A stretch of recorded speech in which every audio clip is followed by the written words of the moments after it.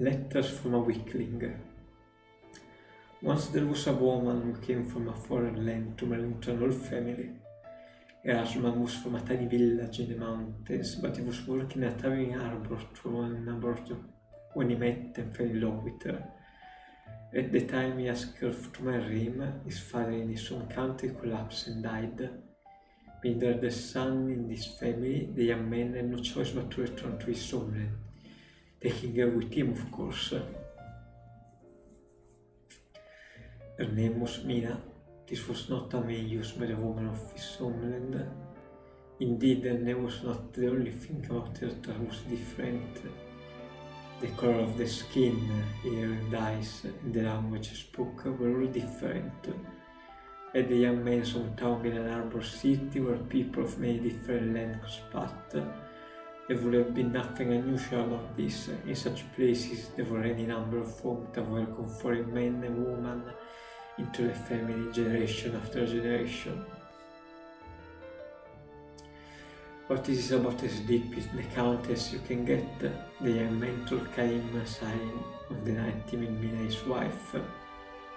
Caim had rushed here all the way from the harbor town in the far country to attend the wedding.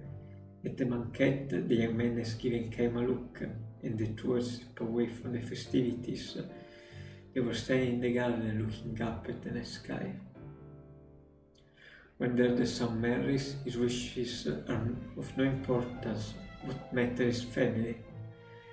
The two families negotiate the engagement, and the bride is chosen with a scepter to a grandparent. That's how it was with my parents, and my grandparents did the same. I know what you mean, can you say with an nod?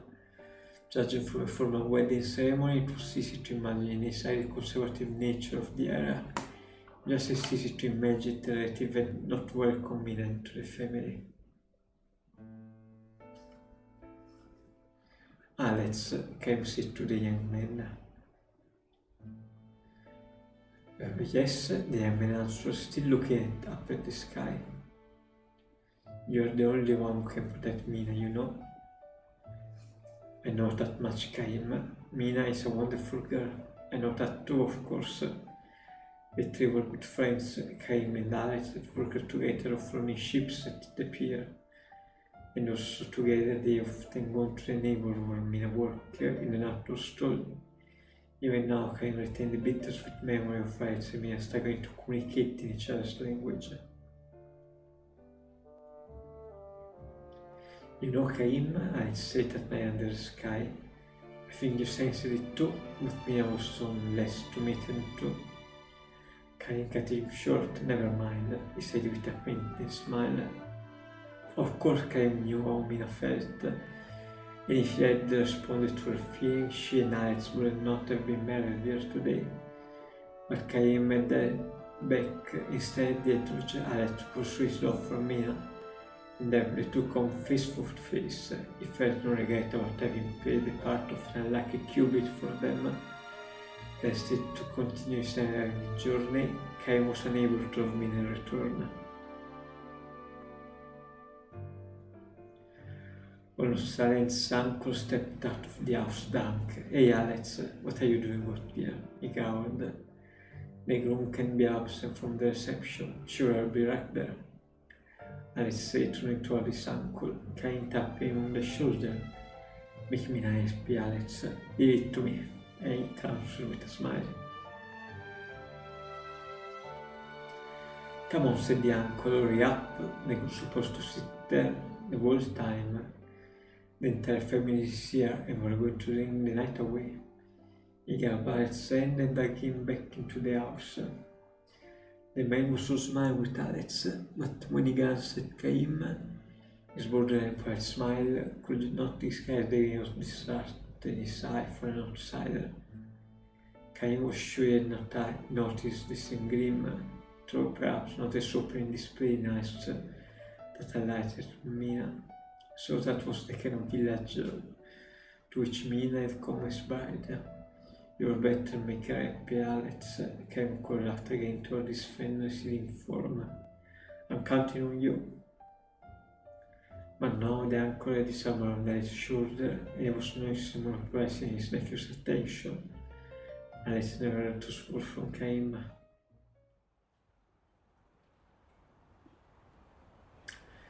It was 3 months later when Alex came to visit Cain at work on the pier. I'm in town on a buying trip, so I drove a stop to say hello. Alex announced, but judging from the fatigue evident in his friend's face, Cain made a pretty good idea of his reason to coming here. As close as possible, Cain asked, how's Mina doing? With a feeble smile, Alex replied, after the wedding, things happened. What happened? Mina had been accepted neither as a member of the family nor as a resident of the village. There were too many differences in their custom and culture, but the one thing that made Mina too different for the tiny village was the brown color of skin. If only she could play with people, Mina is trying her best to learn our language, but my mother and the other relative made no attempt to learn hers. Not so much as good morning or a thank you. They insisted after the daughter-in-law to do all the adapting. Still, Mina was working hard to closer to its family and birthplace. She would be the first one out to the fields in the morning, or without a break until the sun went down, and sewing until later at night. She would try to talk to people in the local dialect that Alex had taught her, using gesture and body language, and she would apologize profusely, with abject smiles wherever we failed to understand what they were saying. Cain could imagine Mina going to this exertion, which made Alex's report all the more painful to him. You should come to visit us now and then, Cain. Mina would love to see you too, Cain responded vaguely with a side nod. When Alex added, I want you to come and cheer up, he said nothing in reply. What's wrong, Cain? Are you angry? I'm not going to visit. Why not? You promised me you will make me happy. Remember, I regret that you're the only one who can do that. But still, sorry, I haven't got time for this. I have to get the ship loaded before it sails sunset. With his court dismissal, Cain turned away and continued working. Alex started the team from behind, looking as frustrated and confused. Cain could only tell his friend gaze on his back, before he could feel it. He kept working with another backward glance. Eventually Alex gave up and left. Later Max spoke words of farewell. A year after the wedding, Mina gave birth to a son. The boy had brown skin like his mother. He had just started a career when Alex visited came again. There was talk of a divorce, Alex said. There's nothing wrong with our relationship. Mina and I love each other. That's for certain. My mother and the relatives say there is no way they can accept a brown skinned child as the familiar. His assistant supposedly harmed the marriage prospect of my younger brother and sisters too. Who don't want us to send the baby to Mina's family is gone that far. Alex has lost a great deal of weight. He was obviously living with much pain every day, trapped as he was between family and Mina. None of this made sense to Cain. However trapped Alex might be, as long as he was firm on what was important to him, there could only be one answer to his family demands, and he should be able to arrive at it without anguish or confusion. I know how strong you are, Alex sighed, speaking to Cain back as Cain went almost hoisting huge, spine-snapping crate in silence. The longshoremen here were well paid for the case of their own. Load that will only take 30 men to lift. The daily wage was calculated by the number of load each man lifted, so asking for help was resulted in a paid cut. For this reason, Cain and the others never complained or asked for help. They would lift even the heaviest load by themselves. Alex had been like that too. Someone nearby asked him, are you going to be okay? That he would be all the more determined to do it on his own. Fine, he was smiling, gritting his teeth. You lift the giant load. But Alex was not like that anymore. I'm starting to feel that maybe in the long run, tying Mina down to a life in my village is just going to make her unhappy. My relatives say they will support Mina and the baby, so it's not as if it would be abandoning her or chasing her away. Just that for both our sakes, starting a new life. Having finished piling crate on deck, I turned toward Alex for the first time. You were looking out at Alex on the pier. And you're alright with that? Huh? If you're convinced it's the right thing, then go ahead and do it. It's not for me to interfere. Alex featured distorted under the impact of Cain's word. Cain said nothing more, but went back to work. His anger and frustration were reaching the boiling point. Alex had no idea that Mina had been inviting to Cain on occasions shortly after their wedding. What the upset she had been facing in the home of her husband families, she said not a word. Instead, she was spread out how happy her life was, and they could repeated how much Alex loved her. Always, the life will end like this. I'm sure you too must be living happily, Cain. This was why Alex report of the situation at home and feeling with such intense anger and frustration.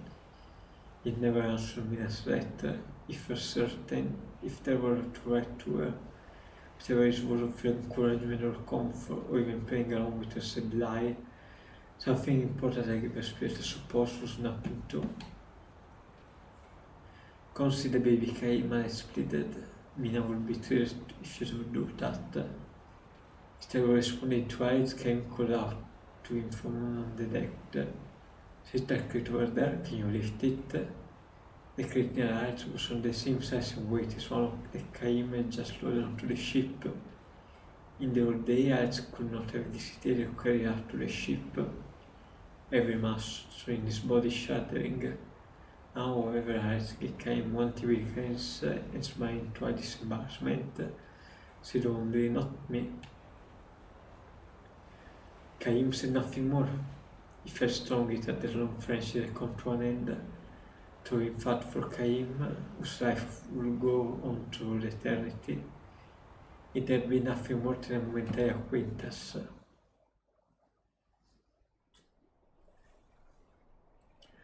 Cain has been on his endless journey ever since, now and anything back to the bygone day. But Alex and Mina long ago came to dwell among his national memory, the kind of memory that revived a deep sense of bitterness in the earth to this day.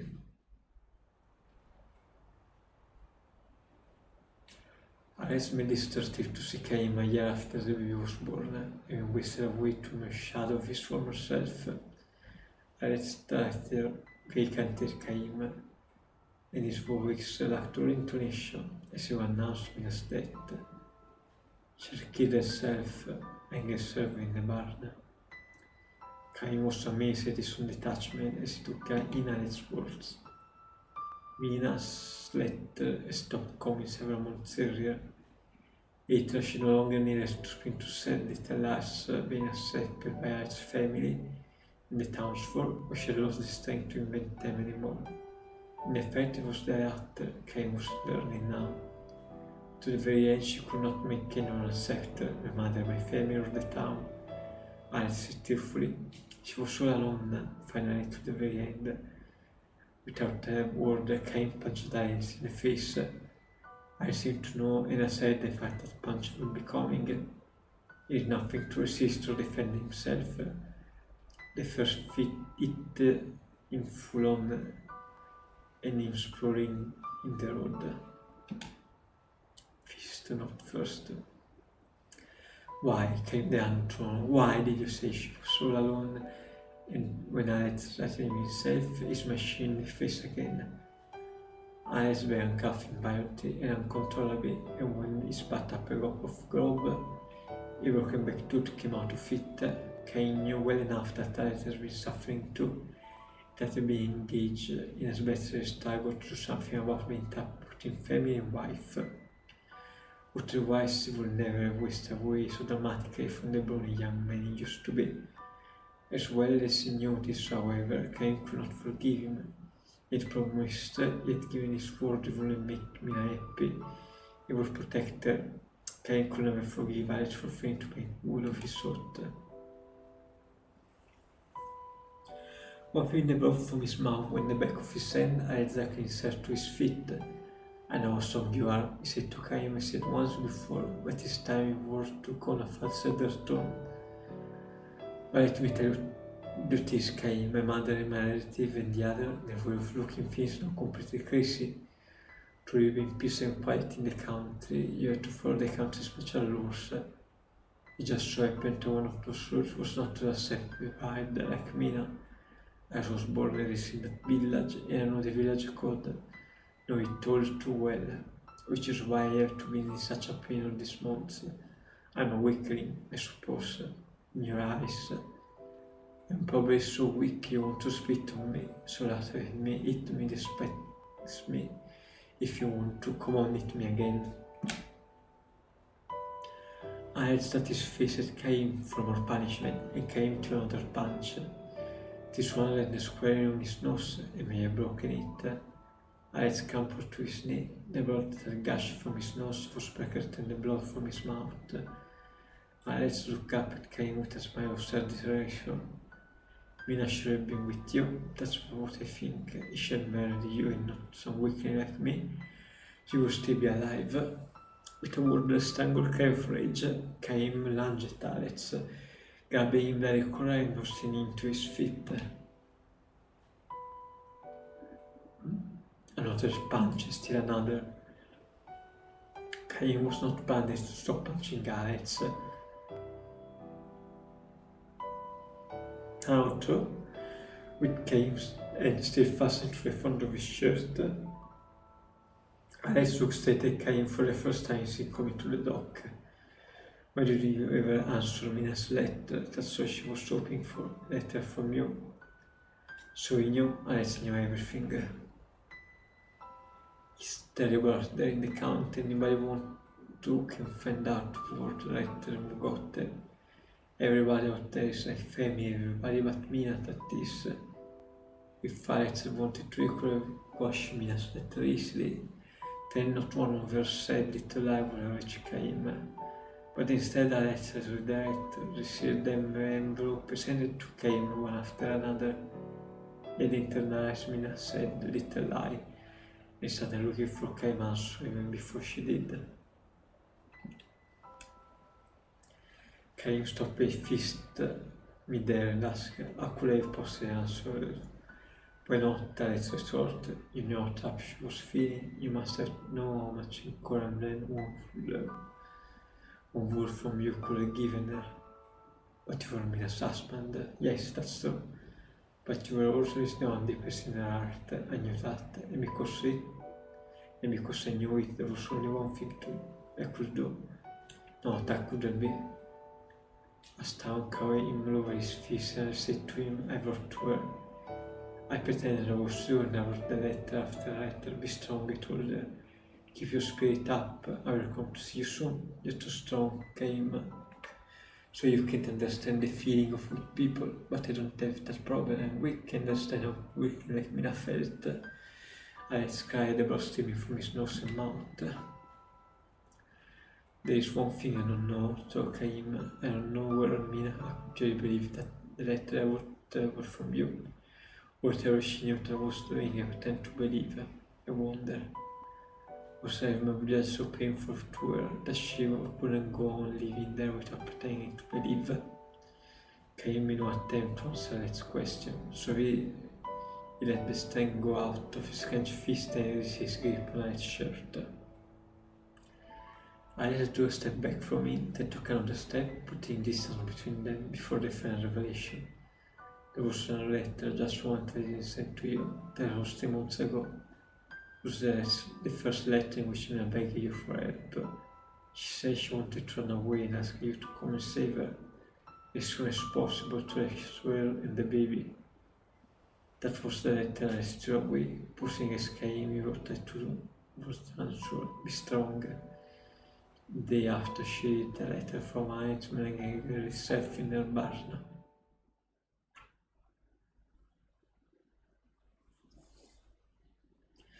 Cain stod rått till spottgestfallen, tills rätt vid momentet defenseless. Alle shot his fiser Cain solo a prezzo, throw his frivol blow con le due piccole pancia. The panicky fleet may have been greater for its own first, than for Cain a superbly conditioned muscle. What an idiot I was to be strong, such word might have meant something to somebody like you, but to more than a weak person like me now with them, now they could only break and crash.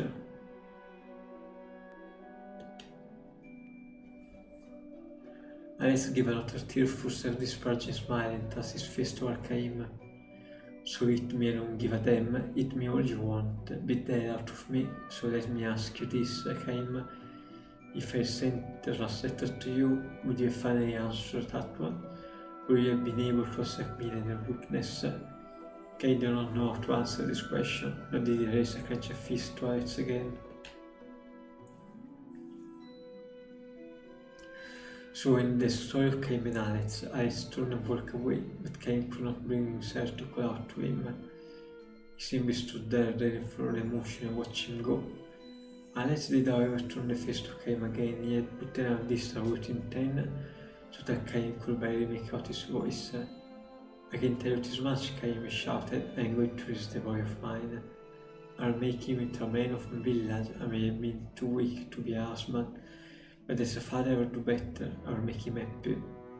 Cain returned his word with a silent nod. Alice allowed the hint of a smile to show on his bad swollen face. He then let turn on his heel once more. He stood away. Cain never saw Alice again.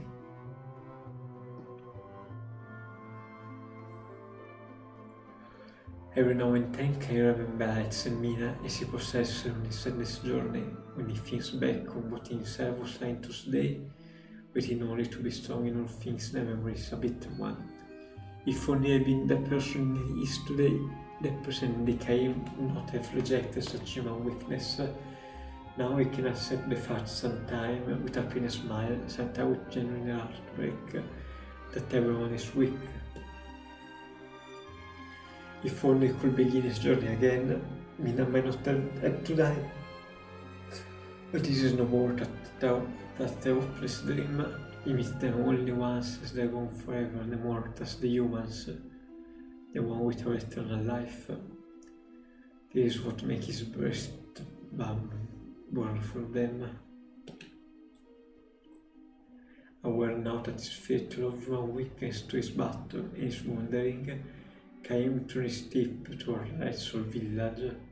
I am himself, of course, is so long since dead, by the descendant they can tell at a glance. They have brown skin youth are the one in charge of the village festival. Brown skin on woman teaching her how to weave flower decoration. Brown skin children, the two were not brown put together in all innocent fear of care. Perhaps this can compromise a tiny epilogue to the story of Alice, Cain and Mina. The grave of Alice and Mina lay side by side atop a low windswept hill. Cain picks flowers from the fields and offers them at the doomed couple, grave before returning to the road. What is your Mustang after all? Cain does not know the answer to this question, and this is what again today's journey must go on.